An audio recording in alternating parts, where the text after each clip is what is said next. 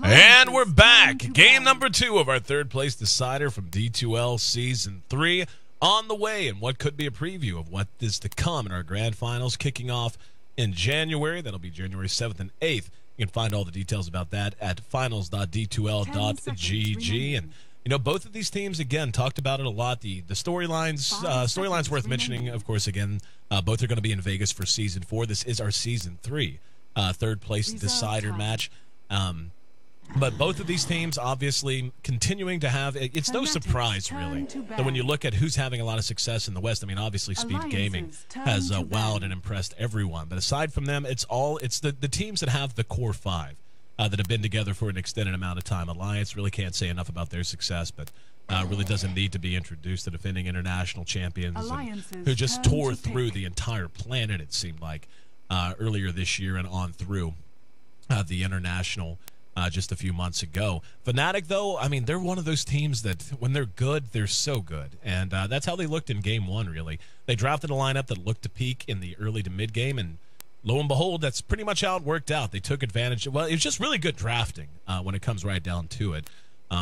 Seeing the lifestealer, they already had the minus armor potential coming out of the Alchemist in particular. Of course, very early pick Visage. They got a medallion, but then you added in the Templar Assassin for Hani, and he just went absolutely bonkers, ending up without dying a single time with double-digit kills. And really just, that's how a TA should feel. I mean, the TA by nature can be a very reckless hero, so it's very easy to get yourself into bad situations if you're not very careful and you don't really read what's going on. But that's really what it came down to in terms of Fnatic being able to find that Game 1 win, was taking fights on their own terms, not allowing Alliance, with all of their mobility in particular, to dictate, which is what a lineup like that kind of has to do if it wants to be effective. And the Fnatic just took that away from them and punished any mistake that Alliance made. Took a very, very quick Roshan's 3 in a row. And after that, I mean, what really can you say? But Alliance now adding Slark to their lineup. And Slark, obviously, a hero who just went back into CM not long ago. Big changes to the hero and the way he functions. And when I talk about a reckless hero, well, Slark certainly fits that bill. His ability, especially early on, just because he his ultimate prevents him from being detected, regardless of if you have vision now. He's a hero that many think has a hell of a lot of potential moving ahead into the rest of this year, but also just throughout 6.78 or 6.79, I should say, as we continue to see just how the game's going to end up shaking out. So he and Huskar both went in just the other day in the most recent patch, and hope everyone's enjoying the Wraith King mode that went in with the patch as well. Certainly a lot of fun. Check it out if you haven't already. But Fnatic taking their time, looking to continue with their draft. But the Enchantress counterpick actually came out very, very quickly to the Chin pickup by Alliance. Alliance once again snagging Admiral Bulldog, his Nature's Prophet. Now Ake's Chin, really one of the best in the world, a true treat to watch, and one of the few guys you're ever going to watch who actually makes get out of your seat and jump up and down kind of exciting plays on the hero. Fnatic going to go ahead and grab up the Bristleback, so that's going to be a nice hero to try to account for Slark's early potential in terms of getting kills, in terms of just wanting to run amok and take very early fights, especially when you talk about the way he's going to synergize with the Chin. So once again, Fnatic looking very nice in their drafting. And again, the Enchantress counterpick makes it very difficult for a Chin to maintain his creeps early on, or really, you know, whenever you have a Chin, Enchantress is just one of those heroes that does kind of naturally, and all things being equal, Enchantress will naturally kind of scale a little bit better late, just because she does have pure damage on the back of her impetus.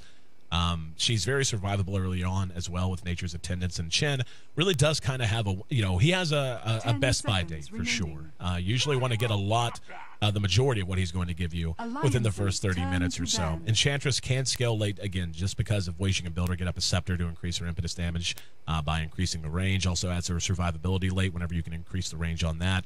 And also her ability to build items like Mask of Madness, if you want to, or any kind of attack speed sort of an item. She can turn into this odd kind of artillery-type hero who does pure damage from a distance and can build those big 5-man teamfight items that you want so much. And speaking of teamfight, Fnatic adding to their own by picking up the Gyrocopter. And we're going to see a farming Mirana here, at least one would imagine. I suppose they could run Mirana made if they really, really wanted to and just farm the Slark.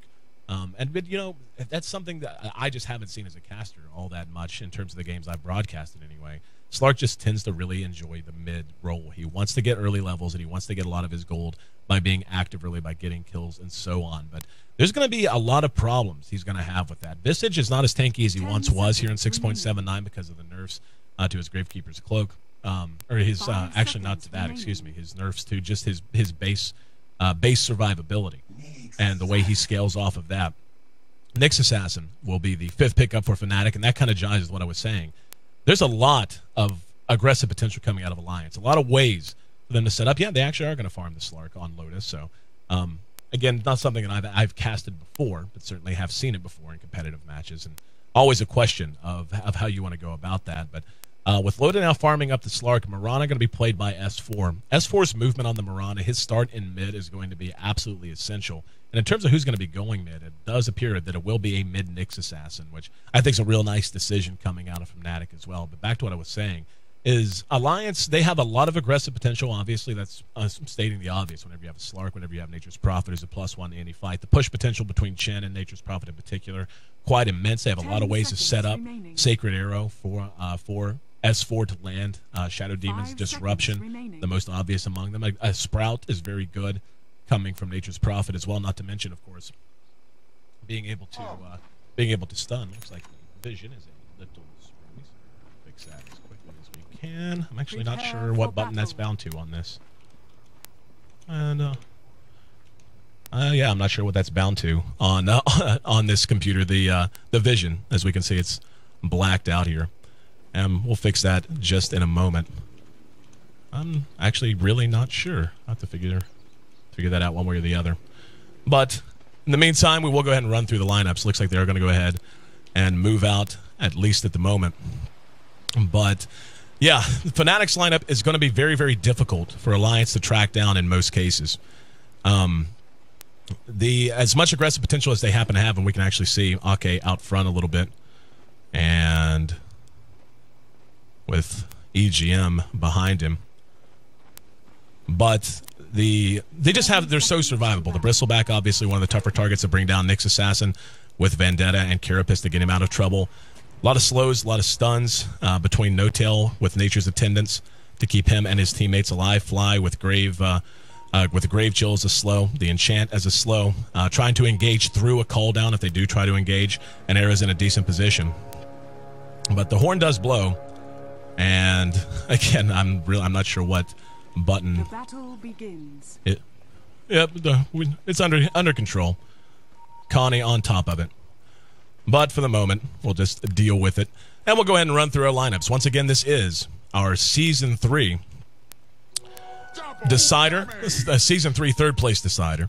Fnatic taking on Alliance, with Fnatic leading after a very impressive 40-minute win in Game 1. This time around, we're going to have Fly. Played a very nice Enigma in Game 1. He'll be on the Visage. The Enchantress will be played by No-Tail, with our Gyrocopter farmed up by Era. They will be in an aggressive position here. They're going to be running a duo lane as Loda and EGM are working together. The Bristleback will be played by Trixie. He's already snagged himself a double damager and should do quite well in the face of Bulldog here, but the corollary to that, of course, Bulldog should do quite well as well, and giving him such a good start on the Nature's Prophet, certainly a chancy proposition even in the best of cases. Hani should be a big winner here. I mean, S4 is going to be able to turn out a little bit of harassment. He's certainly going to have to be aware of early movement, but speaking of early movement, we can see No-Tail making his way up to top already, as Loda and EGM, no idea what's on the way. And a very quick Centaur pickup. This is a level 1 gank. Now, this is so important. Whenever you begin to move around with an Enchantress, especially this early, you really can't just waste time. Otherwise, you get behind. And here we go. There's a disruption, and EGM trying to make a run out. He's actually blocked in. There's going to be the engagement from Loda. Era using Rocket Barrage, doing decent damage, but Loda has him very low. And he's actually going to be able to make it away. EGM not going to be so lucky, though. And First Blood goes the way of Fnatic. Now they're going to engage on the Fly as we see Ake making his way over. There's a stomp from No-Tail Centaur to delay it a bit, but using the wand charges, and Loda trying to leap away. Ends up dropping just as we see the Visage drop too. Now there's a disruption to buy time for Ake to get away. And looks like they won't engage after that. We've already got a TP on the way, though. And they're going to try to make something happen on, yeah, but it's going to be Loda coming back into lane. So Ake made his way over, but he made his way over just a little bit late. We see Bulldog being pursued out all the way back to the tier 2 by Trixie. And this is just what a Bristleback does. It's just so hard to deal with him because he can just dive you so damn early. He's so survivable, so tanky. And even if you have decent damage, you're damaging yourself in effect just because of the way Quill Spray works. So early on, Fnatic looking quite good, going 2 for 1, but more importantly, the heroes they ended up dropping were certainly the 2 that they wanted. They got the first blood on EGM, but being able to bring Loda down too in exchange for just the Visage, a huge boon for them. And this is what you want out of an Enchantress. As we can see, she was just 100 points or so into level 1 whenever she rotated out. Now she's leaving at level 3, and with a kill under her belt as well. Early net worth, we can see actually pretty even across the board. Gyrocopter and Mirana. And there we go. Bound to F1. Actually, I have that bound to a different key at home. So, at any rate, our vision cleared up. Thanks again to our good friend Sesh Conrad getting the job done. But as we can see again, Fnatic certainly getting the best of things early on.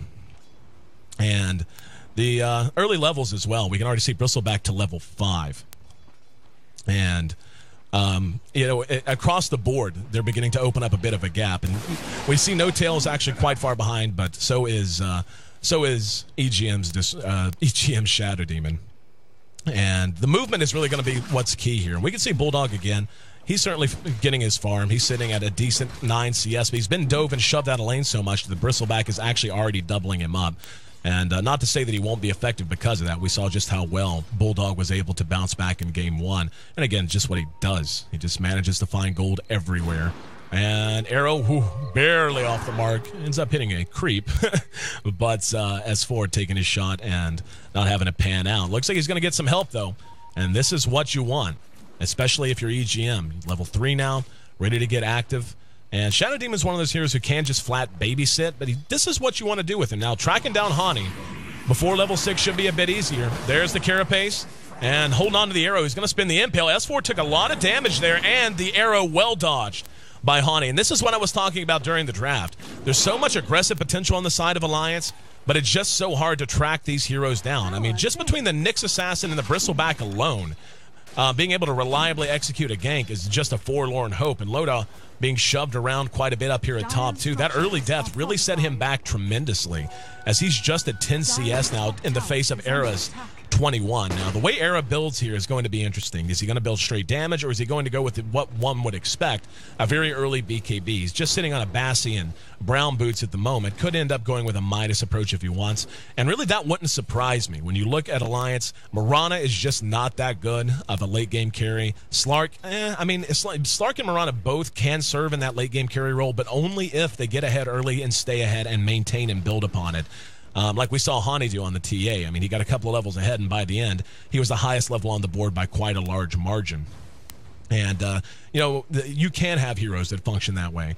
But all things told, if Era decides to go with a Midas coming up after he finishes his Tier 2 boots, most likely phase boots, and we're going to see the net as well as a Grave Chill used on Loda. Just look how quickly he dies. Not even level 6 yet. Now, level 6, things will change a little bit.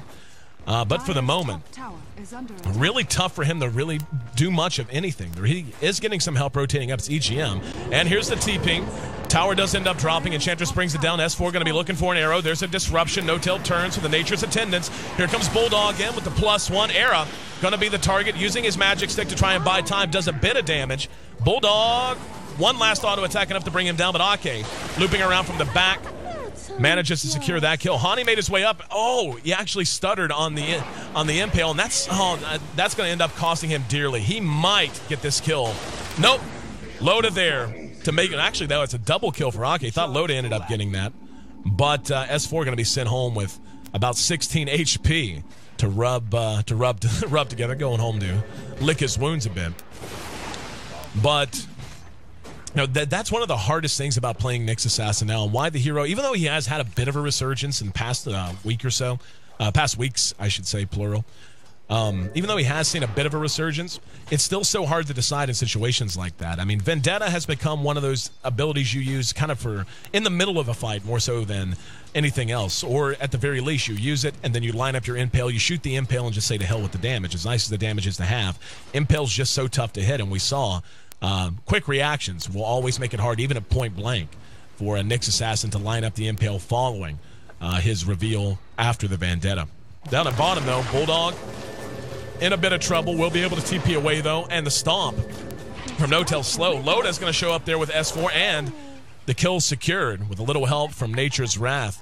And Trixie, I mean, he's kind of hung out here and done his own thing for quite a while. He's got what seems to be, yep, a Vit booster on the way, so he will be going with a early Vanguard build. And just finish it up as well. They're going to go ahead and pop Mirana's ulti and look to make something happen here in mid. Looks like Hani going to be the target. He's level 7.5 right now. You take a look at S4 right there with him. Early CS, obviously the advantage going the way of Fnatic. But these last few engagements, Alliance now doubling them up in kill count 6-3. So important to them. They were in very real danger of slipping behind with a lineup that really doesn't play well from behind. I mean, they have comeback potential and always will, simply because of the Nature's Prophet. I mean, Nature's Prophet, that's one of the reasons the hero remains so valuable in a variety of contexts. Is so long as he's on the map, he's going to give you a chance to extend the game. He's going to give you a chance to outmaneuver, outthink, and outplay your opponent just because of his mobility and all the things you can do with him. But outside of that, they don't have a very good, like Mirana, at best, is a semi-carry that can be an off-carry if she gets ahead. Loda, no. Now level 8. Trying to go toe-to-toe with Trixie, but again, the damage output from Quill Spray just so big, especially when he is exactly where he wants to be, which is with a slight lead in terms of levels. Currently among 3 of the highest levels on the board. But again, all those kills that Alliance has notched over the last couple of minutes, just utterly essential for them and really is keeping them in this game, at least for right now. Net worth, though, 3 of the top 4 all belong to Fnatic, and I really would not be surprised if we saw Midas come out quite late for Era. He's gone with the Aquila, and S4 shot another arrow. Actually did manage to hit No-Tail here. Was spotted out. He's going to try to gank, but the Impale is there and secures the kill. Very nice play from Hani as he shot that blind.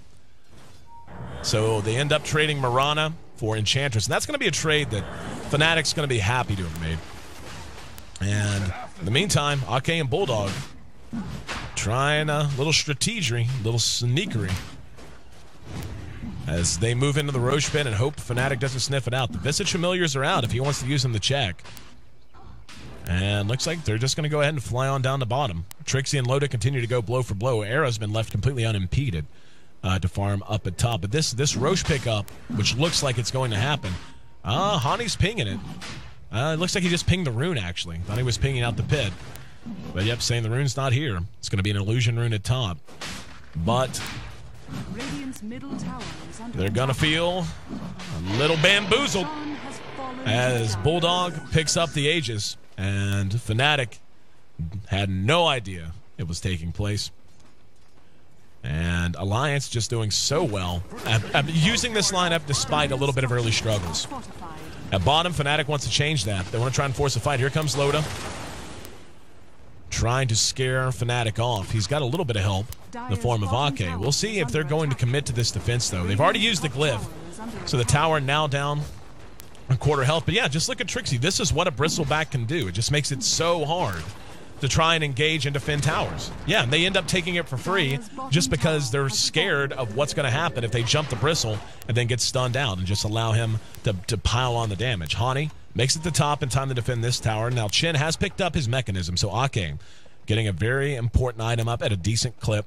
It's going to be how they use it, though. And the problem they have is they have a team that can team fight, obviously. They have a set amount of lockdown. Slark Sleep, anything that Shen can contribute with creeps, Mirana's Arrow. But it's just not these big team fight abilities, like a call down. You don't have that. You don't have an impale that you can line up and hit 2 or 3 with to turn a fight. Nature's Attendance, I would qualify as a very big team fight ability early on just because of how damn impossible it is to kill an Enchantress once she pops Nature's Attendance, let alone anyone near her. S4, going to spot the Visage Familiars here under cover of his ult. but Fnatic playing relatively safe for the most part. And it looks like it will be a Midas pickup coming out on the Enchantress, so they are going to be trying to scale her a bit towards the late game, but also just to keep her in good shape in terms of experience gain too. Midas very good for that. So S4, the double damage room bottled up. And looking to make something happen here in mid. No Tail moving up towards top. We can see Loda's actually gone back to farm now. Pure CS still quite far down the totem pole. Only has 42 total. Right on par with Chen, actually. And, you know, this is the decision that Fnatic now has to make. Is do they want to go ahead and use their marginal advantage now and try to get a win like they did before where they built on it in the mid game? Arrow, whoo, barely nipping at the cute little bunny tail or cute little cotton tail of Fnatic, or of No Tail. And that's, I'm just the heart attack. Could have, if I were a more clever man, I would have made a more clever joke with his name and tail and so on and so forth, but that's not me. 13 minutes in, and 4-7 the kill score. Blink Dagger done on Nyx Assassin, and Hani is going to have to be a big part of Fnatic if they decide to execute now. I mean, the Bristleback is good at all phases of the game, but let's see, do they want to actually defend? Nope, they're just going to go in and let the tower drop. They're letting Trixie farm is to his heart's content, though. And Alliance doing quite a good job in making it very difficult Radiant's top tower is under attack. For Fnatic to confidently try to engage out on them. It's all about Trixie. Having Trixie up front, he doesn't care if he's disrupted, doesn't care if he's stunned, doesn't care if he's caught with leap. He just is that's the situation he wants to be in, and that frees up so much room to operate. Very nice arrow from the high ground. Arrow pinging it out, cleaned up, and S4 will be trading himself away. They end up trading Mirana for Gyro. And here in mid, we actually hear a disruption, and EGM going to be caught out. That was a little wishful. And Fly sprouted in, cleaned up. Loda was right there as well. They're trying to pursue him out. Good impale. Hani has been money in the bank with that, but he does get netted. There's the leap. Trying to get himself away and moving to the low ground. And they actually managed to get Bulldog's Aegis. Trixie's still right on top of him and going to work right now. Bulldog just going to try to TP away and will be able to make it just barely. Down at bottom, another one actually gets away too. So it ends up being a 1-for-1 trade on the back of that fight as well. Support for support. Actually pretty remarkable that Alliance managed to get away losing nothing but an Aegis, which really as early as they got it, it wasn't going to be a huge changing. It wasn't going to be a huge game changer. Just because Bulldog, just with the Shadow Blade, is only worth so much in terms of coming into these fights. A game much like game one. Fnatic has the option to counter-initiate much more freely and much more confidently than Alliance does. Alliance, unfortunately, just is once again has a composition where they need to take fights on their terms. They need to get the jump. They need to land an arrow to start these fights. They need to have Bulldog teleporting in at the last minute or deciding to stay out of a fight to split push. They need to dictate the pace and flow of the game, while Fnatic is a little bit more free to just pick their shots. A little bit more free to just fall back and farm if they want. A little bit more free to just decide to group as 5 and just pick a weird time. Just pick a weird moment when they feel like they can go catch someone out because it's not expected. Midas will be complete on No Tail. Really doesn't have much else to his name. Sitting now at level 8. Taking a look at the net worth, we can see that once again, Bulldogs being Bulldog has magically made his way back up to the top, but much more importantly, Loda has now made his way up to the top of the net worth charts as well. Not quite as high as Bulldog, obviously, but higher than Trixie's Bristleback. And looks like there's actually a kill up here at top. In the meantime, though, Alliance continuing to move very well as they take down the Tier 1 bottom, and Fnatic not going to overcommit to the Tier 1 mid. They have it down to about half health, but anticipating the response. Here comes Trixie and Hani. And Hani got there a little late. Shadow Blade used by Bulldog, and they're going to be able to catch out Ake, who's just in the wrong part of town. And Era there to help secure the kill. Midas pick up on Mirana, and that's actually very chancy. Mirana again, I mean, she can carry late. It's not unheard of. But in terms of the way she feels and the way she tends to get there very slowly, can oftentimes feel impotent if she's not landing her arrows. I mean, arrow is basically why you pick the Mirana. I mean, that and her ult. Just the aggressive potential her ultimate gives you. Having a smoke on call anytime you want it. But when you build her, when you decide to go with a Midas, I mean, you're going to have decent level gain. And again, not a terrible item. But you're opening a pretty big door for the enemy to look at and go, well, Mirana, if we can just avoid her arrows, she's going to be able to contribute even less than normal because her right click is going to be so completely and utterly negligible. Loda, on the other hand, has caught up quite well. Has picked up treads and set of drums, and now has his Ogre Club up towards his BKB. So working on survivability of his own. Trixie, on the other hand, will be getting a set of drums of his own. And just finished him, actually. Bulldog right there on top of him. There's going to be the Sprout. Has no way to get out. Arrow will connect. And Loda actually whiffed entirely. And Trixie might get away because of that. That's a big missed opportunity if they don't track him down. Loda completely screwed the pooch there. Missed the leap and put himself, put himself over here in this show vicinity. Trixie, such a kind man, giving him the thank you. And a lot of fun to see these two teams who are certainly familiar with each other and have been for a long time. Loda having a little fun at his own expense. But it's always fun to watch teams like this who are genuinely friends outside of the game. I mean, obviously, in the professional realm, everyone knows everyone for the most part. But, didn't miss that time. Hani caught out as S4, benefiting from a haste rune. And that's a very nice kill for them, bringing him down. Fnatic is keeping the kill gap relatively close, 8-10. But now as we roll up on 20 minutes, we'll look at the goal graph and see. Alliance has opened up a decent little lead for themselves, hanging right around 4,500. The experience right around 3,000. So right now, again, the issue that I think Fnatic has the potential of running into is they've built Era one particular way. They've built him with a BKB. Now they're going to begin to build him damage. But with Midas is out on both sides, the Midas on the Mirana could end up being a wise choice. S4 is doing just what he needs to do. He's hitting his arrows. He's staying active, and he's not trying to do too much. He's not giving up a lot of kills. But, Fnatic needs to recognize where they are in this game. I mean, Trixie, Vanguard, drums, treads, he's in great shape net worth-wise and just pure survivability-wise. We saw he was able to escape a three-man gank. And granted, Loda had a little something to do with that. But nonetheless, going with this very standard gyrocopter build, they need to start getting something out of it. You don't build a BKB to sit and farm. You build if you're going to build a BKB and you're going to get it out as your first item, skipping a hand of Midas on the way, you better make sure you get some usage out of it. We can see Trixie leading with the chin right here under the tier 1. He will be disrupted, and he's going to go ahead and re-engage. Visage Familiar's there with the stun, and Moonlight Shadow pop. They will be able to clean him up with the Quill Spray, though. And here comes Loda. BKB used by Era, and they're going to re-engage off of it. Impale on the mark, and Calldown's going to be there. Loda will be able to dodge out of it, but being pursued now actually leaps into the Roche pit and got stunned. Roche stunned him as he came down. Hani's going to have the Impale, and in the meantime, the rest of the battle pursuing out into the jungle. They managed to track Loda down on the back of it. Bulldog's right there waiting to try to thought about it, thought better of it. Was winding up, but that's a big win nonetheless.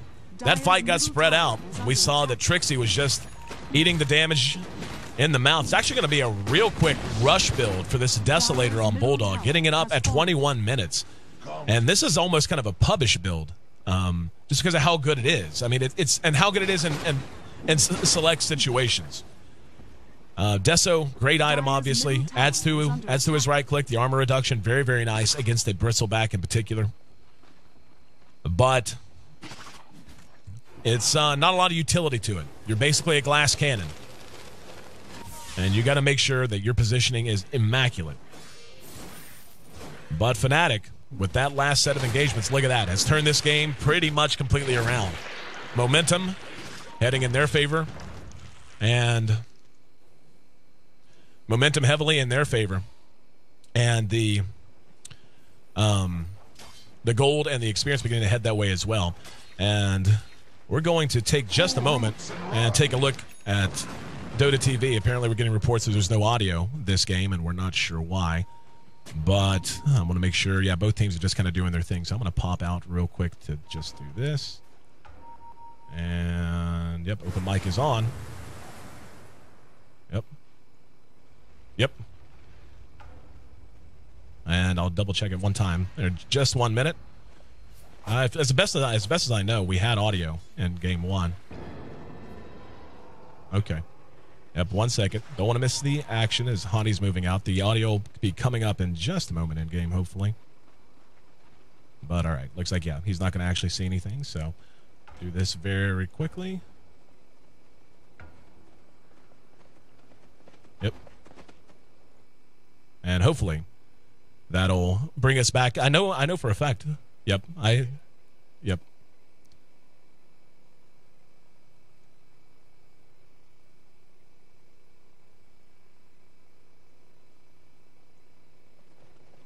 Yep. I don't think it's on our end because we had in-game audio in game 1 for sure. Yep. Yep. Moving on, back into the game. Hopefully the in-game viewers also have Twitch open, and that's something more and more viewers are doing, which I think is really nifty, guys. And that's what we're saying. The folks who support us with the ticket, it's amazing. But whenever you also keep Twitch open and support us that way, we really, really love that. And it just never ceases to amaze me how supportive the whole Dota community really is, and how many awesome little things you guys do just to try and make our lives a little bit easier and to try to make these events a success. So thank you for that. Anyway, sorry for that brief interruption, but obviously something wrong with Dota TV, out of our hands, as things that should have fixed it not working. Taking a look back at the game that matters, the one right in front of us.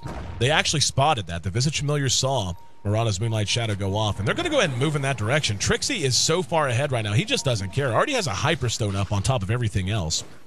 And the Roche Pit becoming a heavily contested piece of territory. Loda up there with S4. This is a big opportunity for Fnatic. I don't think they realize it, that they could just rush this down and be a 5-on-3. But Bulldog doing what he does. Something worth mentioning about that Desolator build. Even though it makes you glass cannon-ish, it does allow you to split push towers down much more quickly with the armor reduction as well. So it's not as if he picks it just to get kills or just to be that. And we are going to see EGM getting the disruption off. Arrows on the mark, but he got the carapace off, so it ends up stunning out S4. Trixie going to go ahead and try to pursue him down. Loda just farming up in the meantime, but Bulldog going to force a reaction out of Fnatic as he Shadow Blades away. Trixie was the one to go. And Alliance doing a great job right there. Tried to take a fight, and again, tried to take it on their own terms. Very quick fingers. The timing on that arrow from S4 was actually very, very good. But just not quite perfect, and that's what you got to have against the Nyx Assassin. Again, just such a hard hero to account for. Roche already down to quarter health, and this should be a free one for Alliance. They're going to toss an arrow out there. It'll be dodged, and yeah, Fnatic not going to get there anywhere near in time. Big win for Alliance there. And Fnatic was moving in that direction, but now deciding to go ahead and pull back. Taking a look at Era, he's managed to add a Helm of the Dominator as well as a Demon Edge. So he is in pretty damn good shape, especially given he did not grab a Midas. Taking a look at S4, that Midas, again, he's going to have a Manta style up. He'll have a little bit of survivability. The Mirana as a hero, it takes so much for her to feel like a particularly hard carry. And the option that Fnatic's going to have soon on this Gyrocopter with the BKB already done, they've already got the Demon Edge, already got the Helm of the Dominator. It depends on what direction Arrow wants to go here. He can go ahead and finish a Satanic if he wants. He can go ahead and finish Daedalus, what have you, if he wants to do that. MKB could be an option down the line as well. But, Fnatic is a team that will just build a Rapier on a Gyrocopter after they get up a Satanic. Like, they just will. And they do it consistently enough that you almost have to just plan for it and account for it. Blind arrow shot by S4. It's so bad it was good. Looks like Hani sniffing. Oh, nope. He actually doesn't know they're after him. That was an arrow that was so bad it was good because at least he didn't see it. And they're going to have a chance to jump him now. Hani able to skirt away back up towards top. Trixie, almost level 16 already. And getting very close to his Assault Cuirass being done already. And Hani, Loda, teleporting out right beside each other. But so far, you know, and this is the nice thing about that Alliance has going for them so far as Bulldog. And now even with the BKB, so they are building him to just be a team fighter now. Trying to get rid of the glass part of the glass cannon build. Or at least a little bit more laminated glass. Doesn't shatter quite as easily. But just having Nature's Prophet on your team means you force Fnatic into situations where they have to commit entirely to something. Like, the worst thing you can do whenever you're up against this kind of a lineup, especially with the Chen to help out too, the worst thing you can do is kind of him and Haw as to, okay, let's go team fight. Oh, wait, maybe he'll come, and spend a lot of time going back and forth. You either need to fall back and farm and look to maximize your gold gain and look to beat them that way, or you need to just commit and start trying to run them over, force the Prophet to come back whenever he's active or trying to do something somewhere else. If you can do that, you can make the hero's weaknesses begin to shine pretty starkly. There's the Assault Cures done on Trixie, so he's a little tanky, sitting at about 1,800 HP right now with a Vanguard and 26 armor, or 24 armor rather. Bulldog, though, continuing to just farm away. He's number 1 on the net worth chart. And we're going to see Alliance actually go ahead and smoke. So hanging on to the Moonlight Shadow as they make their way towards mid. Loda leading the charge here. And they're going to go looking at the Ancients. There's Moonlight Shadow. And the Ursa not spawning anything. No Tail could be in trouble here. And will be in trouble. Disrupted out. And blown up. Bulldog came in but wasn't even needed. And yeah, it looks like Fnatic wants to fight now. Here comes Trixie. He's looping around on the back of the fight, though. There's the ulti used on Era. Hani able to blow him up. There's the cooldown coming out of Era. The damage he's doing, very considerable. Bulldog in trouble. Behind that, Trixie pursuing him out. They're actually going to double back. They've traded 2 for 1 so far and need to get a bit more. Visage Familiars are there to get the stun, and they're going to catch Loda again.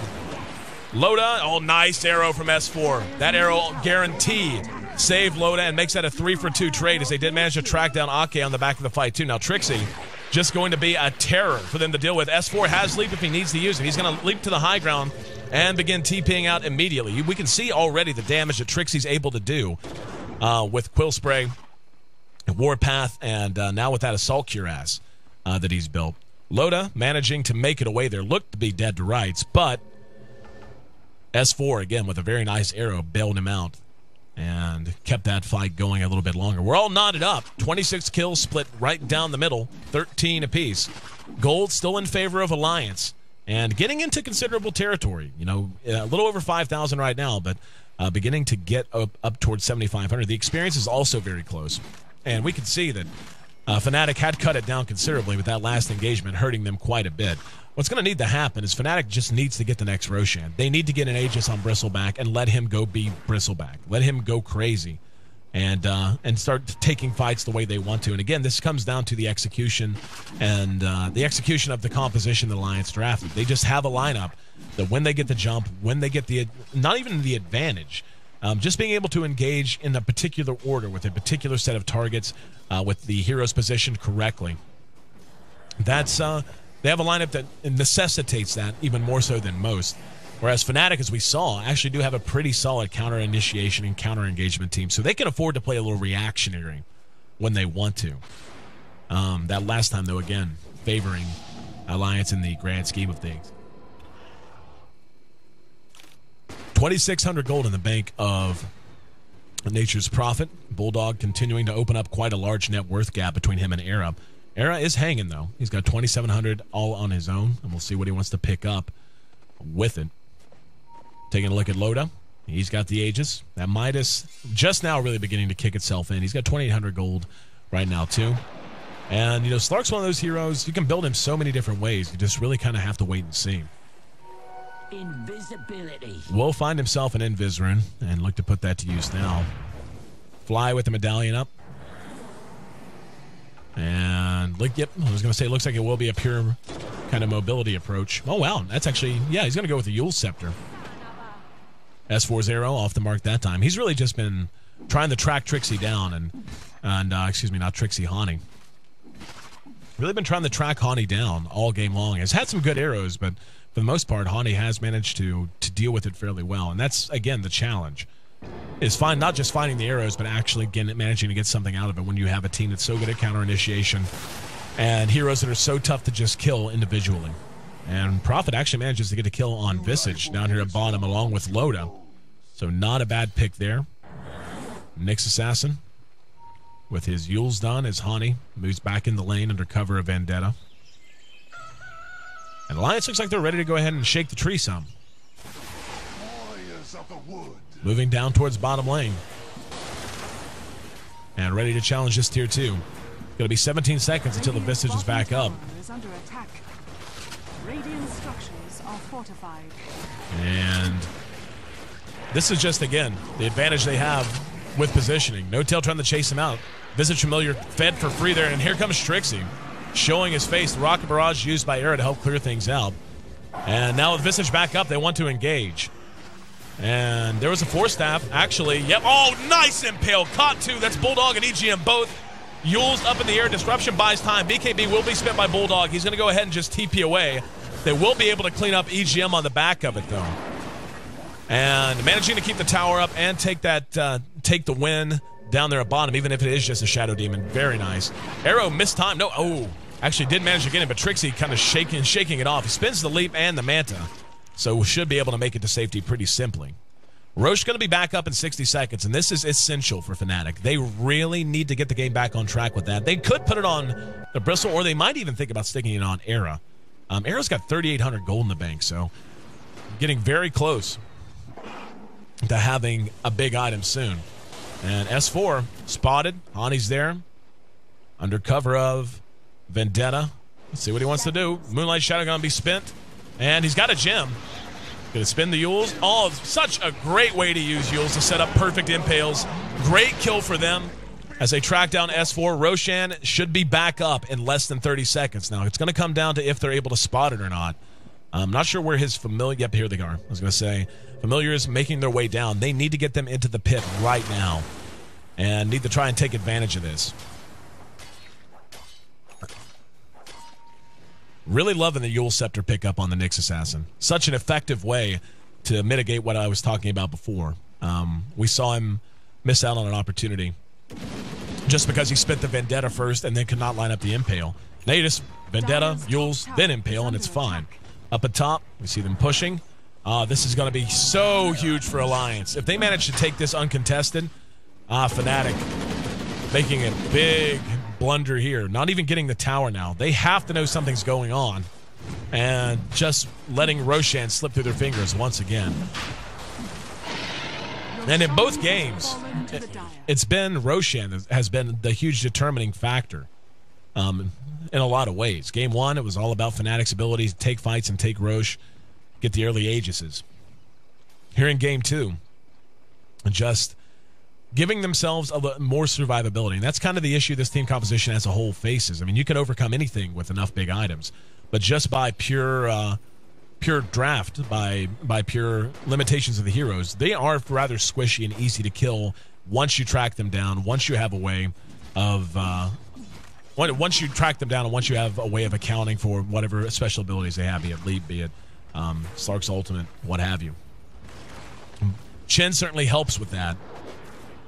But the Aegis and Cheese, really the recipe you want to have for some late game success. Alliance has made it back up the top in time to easily defend this tower. And Fnatic, they're going to smoke and commit.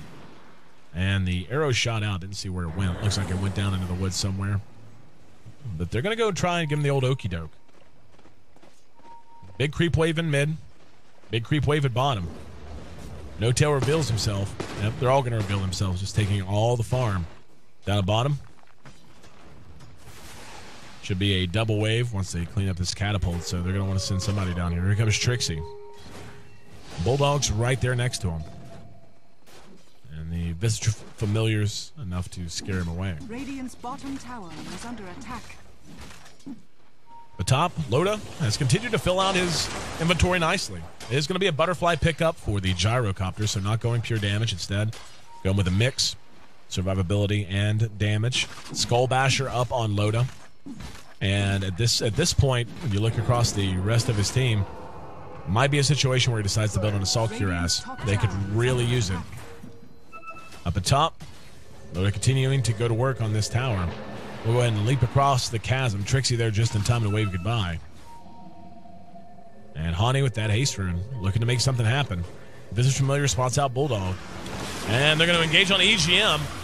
Disruption bought him some time. Nep, Scythe of Ice there, but he's Carapace while Scythe. And S4 going to re-engage Fly. Doing what he can. Yules buys time, but Fly runs out of time. Bulldog forced to run away. There's the hand of God to keep everyone up and fighting for Alliance. And Era coming into the back of that fight. Too little, too late. Loda's going to try to track him down here. And the leap. Oh, he missed it again. Loda's struggling a lot to connect on those leaps. They might get him anyway. And they will. The damage output out of Bulldog, plenty enough. BKB used now on Loda. No tail in trouble. And this is probably going to be the end of this game coming soon. With that many heroes down, with the Aegis unspent, with Cheese unspent, they're going to be able to push through very confidently here. They've even got a big wave. And down it goes. So Alliance, as we approach 40 minutes once again, blows the game wide open. A rather close affair for the most part.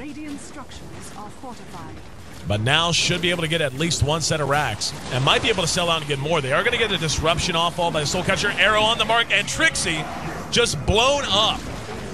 So rare to see a Bristleback just evaporate like that. The immediate buyback makes this more or less all in. If they do decide to come back out and engage, which you're not gonna, why buy back? And they're gonna catch him again. Arrow, once again, well timed to just look at him again. And that's probably gonna be GG. He's now down for 100 seconds with no buyback. And Loda has yet to even spend his Aegis. Yep, there it is. So, Alliance bounces back and takes game 2 in almost the exact same timing they lost game 1. Total reversal of fortunes. And seeing Loda on Slark wasn't always pretty, but he got the job done. And we're all knotted up here in our third place decider, D2L Season 3. Going to a Game 3. No better way to start on the D2L. Taking a look at the stat sheet, we can see Trixie had a pretty solid game, but I mean, the thing about a Bristle is he does a lot on his own, but he needs to be working with heroes that do a lot in the same time frame in which he's executing. And he got ahead and he stayed ahead. Finished the game the second highest level on the board. And 440 GPM. Really not bad for a Bristle. I mean, Gyro obviously quite a bit ahead, but you know that was probably what killed him the most. Is Gyrocopter, one of the reasons he's fallen off of popularity is unless you have a very set plan of execution, it can be rather difficult to get him into fights and make him feel as effective as he should, given the farm priority you're almost always going to give him. And we just didn't see that out of here. He finished at 3-4, 3-7 for Fly, struggling this game after a good game 1.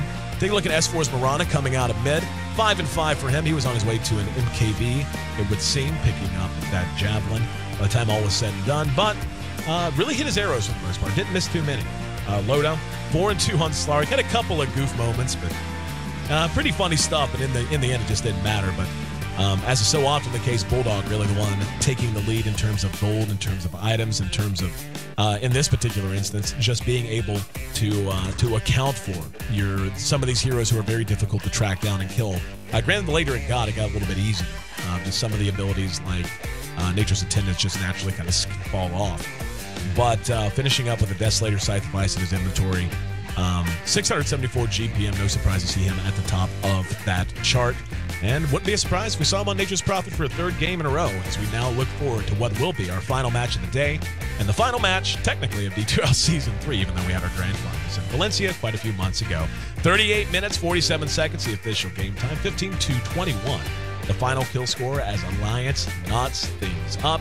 Looking ahead to Game 3, host there at AC Chambers. Thanks for being a part of the broadcast once again, guys. Having a lot of fun here today. That's not supposed to be visible, so we can move that. Sorry, Conrad yells at me sometimes. Move my phone by. But anyway, thanks for being here, and hope you guys are enjoying the broadcast and enjoying your day. Just one best of 3, and again, this is our Season 3 third place decider, and Fnatic and Alliance all tied up, now down to the best of 1. Check out all the details we have about our grand finals coming up in January 7th and 8th, taking place at Caesar's Palace at the finals.d2l.gg. And yeah, would love for you to join us. Remember, it's a free event, so if you have any way, you live in Vegas, if you're going to be passing through, you think maybe you can just take a trip, you should, because we would love to meet you.